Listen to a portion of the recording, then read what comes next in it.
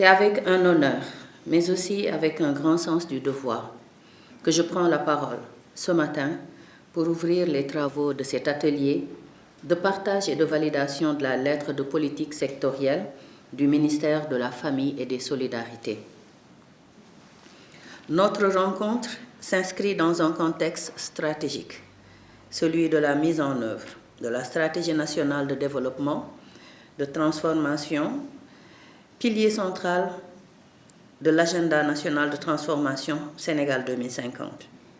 Cette stratégie, portée par les hautes autorités sous la vision éclairée de son Excellence, Monsieur le Président Bassirou Diomaye Diakhar Faye, vise à transformer en profondeur la gouvernance publique et à construire un Sénégal souverain, juste et prospère. C'est pourquoi cette vision nous interpelle toutes et tous et exige de nous clarté, sens des responsabilités et un engagement collectif. Conformément à la circulaire primatorale de Monsieur le Premier ministre Ousmane Sonko, chaque ministère est désormais tenu d'élaborer une politique sectorielle claire, cohérente et alignée sur les nouvelles orientations nationales. C'est dans cet esprit de responsabilité et d'engagement que notre ministère a entrepris l'élaboration de sa lettre de politique sectorielle. Ce document fixe notre cap pour les 5 ans à venir. Il répond à 3 exigences fondamentales. Clarifier nos priorités sectorielles en cohérence avec la SND, structurer notre contribution à la transformation sociale et communautaire, donner un sens et une cohérence à l'ensemble de nos programmes et projets. Pour y parvenir, nous avons adopté une démarche participative et inclusive.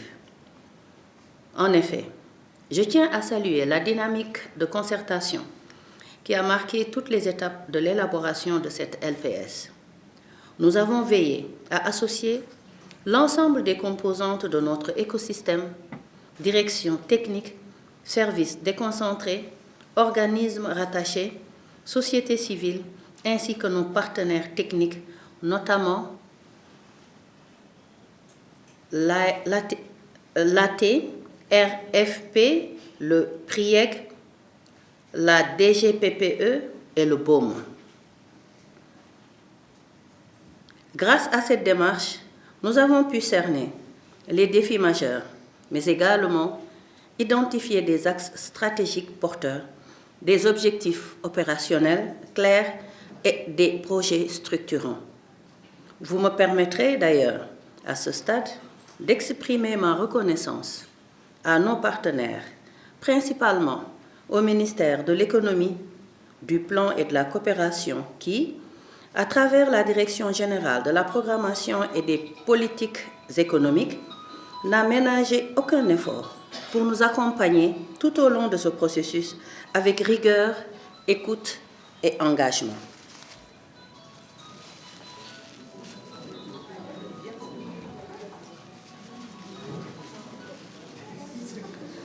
Je remercie tout particulièrement le projet ATRFP pour son appui technique efficace qui a permis de renforcer la qualité méthodologique et stratégique de cette LPS.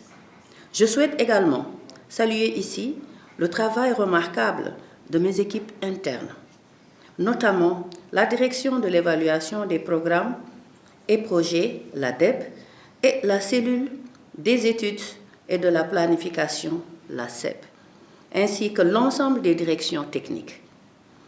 Leur mobilisation sans faille mérite d'être saluée comme un exemple d'engagement au service de l'intérêt général. Au-delà de sa portée technique, la LPS que nous vous soumettons aujourd'hui est un véritable levier de transformation sociale. Elle est un instrument d'engagement politique, une feuille de route claire qui traduit notre volonté de faire des familles, des communautés et des mécanismes de solidarité des acteurs essentiels de la souveraineté et de la prospérité nationale. Dans ce sens, elle propose des axes stratégiques clairs, des objectifs opérationnels mesurables, une architecture de programmes structurants capables de répondre aux défis concrets de nos concitoyens, notamment les plus vulnérables. Mesdames et messieurs, pour conclure mon propos, je tiens à insister sur un point fondamental.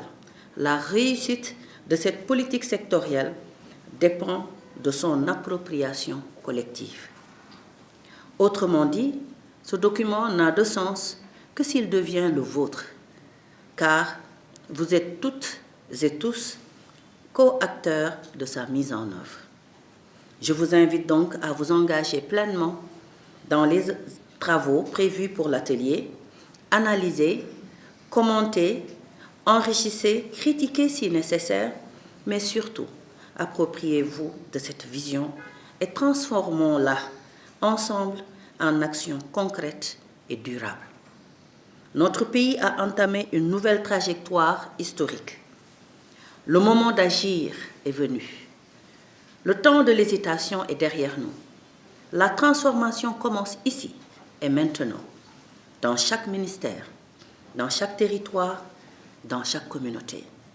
Ensemble, faisons de cette LPS un instrument au service du changement, fidèle à l'esprit de l'agenda Sénégal 2050 et pleinement aligné sur les aspirations légitimes de nos populations.